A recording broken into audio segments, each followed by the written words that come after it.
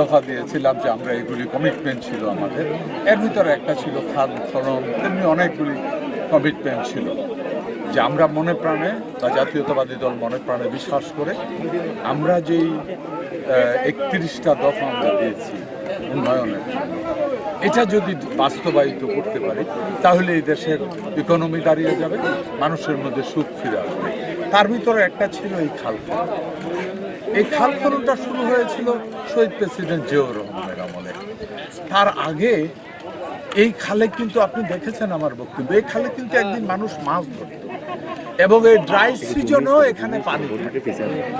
মূল সমস্যাটা যেটা হয়েছে, এক, বিভিন্ন কারণে এটাকে গভর্নমেন্টের পক্ষ থেকে বা পার্টিকুলারলি স্পেসিফিক্যালি যে ডিপার্টমেন্ট এটা দেখার কথা ওনারা দেখে নাই বা দেখার সুযোগ ছিল না, অথবা গভর্নমেন্টের কাছ থেকে এই ধরনের কিছু ছিল না। বিশেষ করে গত 14-15 বছরে বা 16 বছরে বাংলাদেশের এই ধরনের বহু বন্ধ দখল করে জমি বানিয়েছে।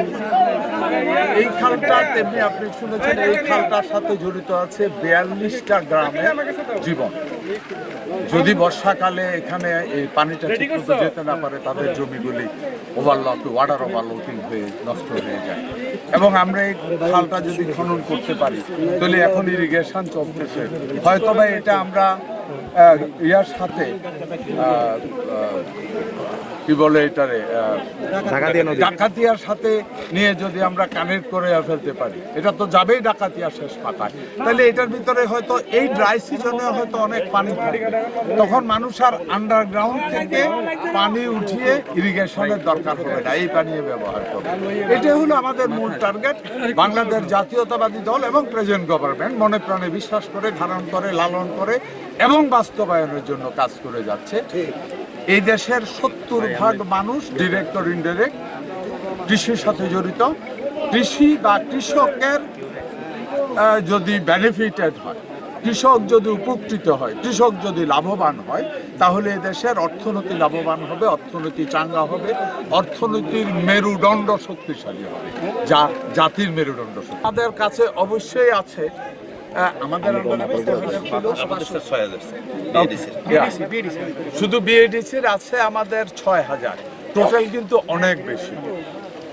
বিএডিসি মানে এই ধরনের গ্রাম বা ইউনিয়নের ভিতরে যে খালগুলি, যেমন আপনি শহরের খাল বললেন, এগুলি সব বিএডিসির আন্ডারে, মানে আমাদের মিনিস্ট্রির আন্ডারে।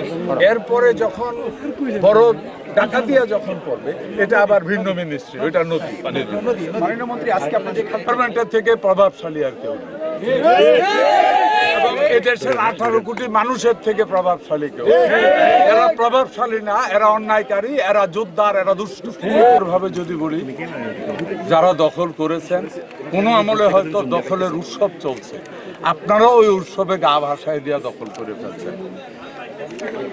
আমি কৃষিমন্ত্রী হিসাবে, এই বিএনপি সরকারের একটা কর্মী হিসাবে বিনীত অনুরোধ করব, আপনি যেই হন, আল্লাহর হস্তে খাল বা নদী যা দখল করছেন ছেড়ে দেন, কারণ আপনাকে ছেড়ে দিতেই হবে, আপনি যেই হন।